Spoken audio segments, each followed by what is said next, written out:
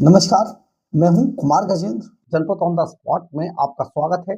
हमारे एक दूसरे social media platform podcast with Kumar Gajendra में भी आपका स्वागत है, जहां आप हमें सुन सकते हैं।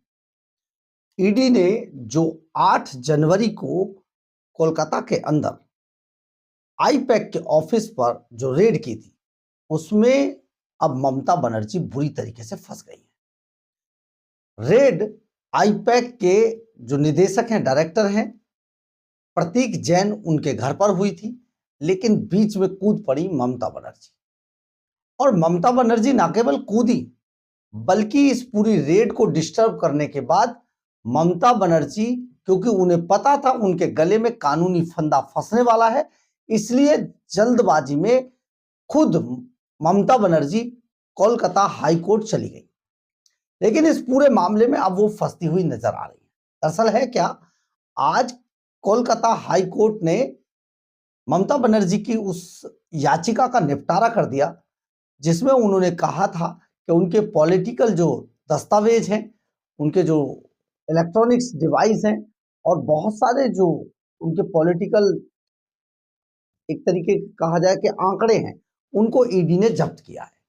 तो आज ईडी ने कोलकाता हाई कोर्ट के अंदर साफ तौर पर लिखित में कहा कि उन्होंने ना तो कोई इलेक्ट्रॉनिक उपकरण, ना ही किसी प्रकार के कोई दस्तावेज, ना ही कोई जो आंकड़े हैं वो जुटाए हैं, वहां से कोई दस्तावेज नहीं लिया है। ये लिखित में देने के बाद, हलफनामा दाखिल करने के बाद ईडी द्वारा कोलकाता हाई कोर्ट ने ममता बनर्जी की टीएमसी की उस याचिका को आज निपटा दिया, निरस्त कर दिया और साफ तौर पर कहा कि अब ये मामला कोलकाता हाई कोर्ट के अंदर नहीं बनता है, क्योंकि ये मामला पूरा अब सुप्रीम कोर्ट में है। तो अब सुप्रीम कोर्ट ही इसकी आगे की सुनवाई करेगा। हमारे यहाँ ये मामला बंद किया जाता है। ऐसे में अब ये गेंद सुप्रीम कोर्ट के पाले में आ गई। लेकिन यहां पर अगर गौर से अगर इस पूरे मामले को देखें, तो ईडी की पावर और मजबूत हुई है। दरअसल है क्या, सीबीआई की मांग की है ईडी ने, और ईडी का कहना है इस पूरे मामले की जांच सीबीआई से कराई जाए, क्योंकि ईडी की अगर इस पर कार्रवाई नहीं हुई तो ईडी की पावर बहुत ज्यादा कमजोर हो जाएगी और एजेंसियों के पास जो पावर्स हैं उनका मजाक बन के रह जाएगा। उनको किसी भी तरीके से कम नहीं किया जा सकता, क्योंकि जो भ्रष्टाचार के मामले हैं वो पूरी तरीके से भ्रष्टाचारी बड़ी सोची समझी रणनीति के तहत इन मामलों को अंजाम देते हैं। ईडी उनका विश्लेषण करती है, उनकी जांच करती है, उनकी इन्वेस्टिगेशन करती है और तब जाकर वो हाथ डालती है। यानी कि ईडी ने साफ तौर पर सुप्रीम कोर्ट को कहा है कि ईडी की कोई भी रेड ऐसे ही नहीं होती है। इससे पहले पूरी तरीके से उस मामले को जांचा परखा जाता है और इस सारे मामले में कंक्लूजन जांच के बाद ही निकलकर सामने आता है। इसके बाद ईडी इस पूरे किसी भी मामले पर कार्रवाई करती है। अब ऐसे में क्या किया जाए, तो ईडी ने कहा है इस मामले की सीबीआई से जांच कराई जाए। अगर सीबीआई इसकी जांच करती है तो ममता बनर्जी बुरी तरीके से फंस गई है, क्योंकि ममता बनर्जी के कोई भी दस्तावेज वहां से नहीं उठाए गए। इसकी गवाही वो कोलकाता हाई कोर्ट में निरस्त की गई वो याचिका देती है, जिसमें ईडी ने लिखित में दिया है कि हमने रितेश जैन के घर से ना तो कोई दस्तावेज, ना कोई इलेक्ट्रॉनिक उपकरण, ना ही किसी प्रकार का कोई आंकड़े जुटाए हैं या वहां से कोई जब्ती की है। यानी कि जो सीजर मेमो है वो ईडी का सीजर मेमो 00 है। तो ऐसे में अब ममता बनर्जी आगे क्या जवाब देंगी? ममता बनर्जी दरअसल वहां से बहुत सारे डॉक्यूमेंट्स भी और रितेश जैन का मोबाइल फोन और हार्ड डिस्क ये लेके गई थी। अब ममता बनर्जी को यह भी बड़ा महंगा पड़ेगा, क्योंकि अब उन उन चीजों की भी जांच की जाएगी। अगर सुप्रीम कोर्ट आदेश देता है, सीबीआई से इसकी जांच कराता है, तो उन चीजों की भी जांच की जाएगी। और अगर रितेश जैन का मोबाइल जो ममता बनर्जी लेकर गई है, अगर उसको खोला जाता है कि ऐसा उसमें क्या था, तो ये ममता बनर्जी के लिए और बहुत मुश्किलों भरा हुआ, क्योंकि जिस बात का जिक्र ममता बनर्जी अपने मामले में बता रही थी, उससे अब वो फंसती हुई दिखाई दे रही है। क्योंकि ईडी आर्टिकल 32, जिसे संविधान की आत्मा भी कहा जाता है, आर्टिकल 32 के तहत अब सुप्रीम कोर्ट के अंदर है।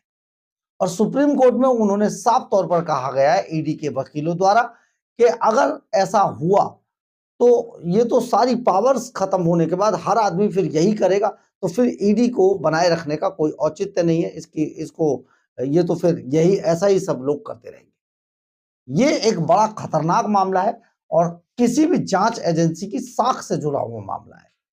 जहां तक हमारी जानकारी है, गुरुवार को ईडी की याचिका पर सुप्रीम कोर्ट में सुनवाई हुई और यह सुनवाई आप समझिए ममता बनर्जी के गले का फंदा बन रही है। दरअसल है क्या, हम इस पूरे मामले को बता देते हैं। यह मामला 2742 करोड़ रुपए से जुड़ा हुआ है और इसमें जो अनूप माझी उर्फ लाला एक कोयले का बहुत बड़ा माफिया था, वो पश्चिम बंगाल से लेकर झारखंड तक कोयले का सारा काम इसी के पास था। कोई एक रत्ती कोयला भी नहीं उठा सकता था बिना लाला की इजाजत के। तो इसमें बहुत सारे नेताओं को पैसा पहुंचाता था, जिनमें कई नेता, बड़े नेता शामिल हैं। वो गिरफ्तार हो चुका है। 1000 करोड़ की संपत्तियों पर इस टाइम पे उसकी जांच चल रही थी। राउज एवेन्यू कोर्ट में यह मामला चल रहा है और इस जांच के अंदर ईडी को जांच में यह पता चला था कि 20 करोड़ रुपया बॉम्बे के एक हवाला ऑपरेटर के द्वारा आईपैक को भेजा गया था। अब आईपैक ने आगे क्या किया, यह तो अभी जांच का विषय है, लेकिन आईपैक को यह भेजा गया था 20 करोड़ रुपया। उसी की जांच करने के लिए, उसकी जांच करते करते ईडी ने रितेश जैन के घर पर छापा मारा और इसी दौरान जो ममता बनर्जी है वो दल बल के साथ वहां पहुंची और वहां पर ईडी की रेड को एक तरीके से डिस्ट्रॉय कर दिया और वहां से अपनी फाइलें, रितेश जैन का मोबाइल सबसे पहले जो उन्होंने छीना था, उनका लैपटॉप, वो सारी चीजें उठाकर अपने साथ ले गए। ये पूरा मामला 8 जनवरी को हुआ था और तब से अब तक देश के अंदर सबसे ज्यादा चर्चा इसी मामले की है। और मामले की चर्चा के साथ साथ चर्चा इस बात की भी है कि क्या ममता बनर्जी अब जेल जाएंगी, क्योंकि पिछले दिनों ममता बनर्जी के यहाँ जितने भी कांड हुए हैं वो सारे इसी तरीके के हुए हैं कि ममता बनर्जी बहुत ही आक्रामक रुख में दिखाई दी। वो पश्चिम बंगाल पर सेंटर का कोई भी हस्तक्षेप चाहती नहीं है। उनको लगता है कि पश्चिम बंगाल बांग्लादेश के अंदर है, प्रधानमंत्री नरेंद्र मोदी की सरकार वहां काम नहीं करेगी। तो ये जो उनकी एक सोच थी वो अंत में ममता बनर्जी को ले डूबी है और बहुत इसमें चीजें निकलकर सामने आ रही हैं।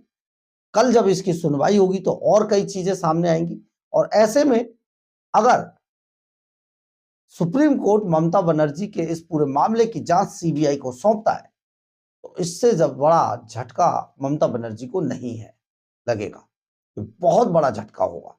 आप यहां पर समझ सकते हैं कि ममता बनर्जी ने किस तरीके से पूरी ईडी की रेड को डिस्ट्रॉय किया है और जो ईडी के जो मौलिक अधिकार है उनका हनन हुआ है, जो एक नेता को कम से कम नहीं करना चाहिए था और वो भी उस नेता को जो संवैधानिक पद पर बैठा हो। लेकिन ममता बनर्जी ऐसा ही करती है और इस बार ये पूरा मामला उल्टा पड़ने जा रहा है ममता बनर्जी को। और अब जो कि कोलकाता हाई कोर्ट में जो लिख के ईडी ने दिया है कि उन्होंने सीजर मेमो बनाया ही नहीं है और किसी तरीके की कोई रेड, यहाँ पर रेड के अंदर कोई जब्ती नहीं हुई है, तो ये और भी मुश्किलों भरा है। इससे साफ जाहिर होता है कि ईडी को वहां पर कोलकाता के अंदर रितेश जैन के घर पे जब रेड कर रही थी उस टाइम उन्हें काम नहीं करने दिया। तो ये बहुत बड़ा मामला है और ममता बनर्जी को बड़ा महंगा पड़ने वाला है। कल ममता बनर्जी के खिलाफ बहुत सारी धाराओं में केस दर्ज होगा। इसमें काफी कुछ कहा गया है, लेकिन देखते हैं कल क्या होता है, क्योंकि अब बहुत बड़ा ये मामला निकल कर सामने आ रहा है और ये आगे चलकर नजीर साबित होगा। बहरहाल, अगर आपको हमारी ये खबर अच्छी लगे तो आप इसे लाइक, सब्सक्राइब और शेयर जरूर करें। कमेंट्स बॉक्स में अपनी राय जरूर लिखें, इससे हमें बहुत बहुत बहुत ऊर्जा मिलती है। जय हिंद।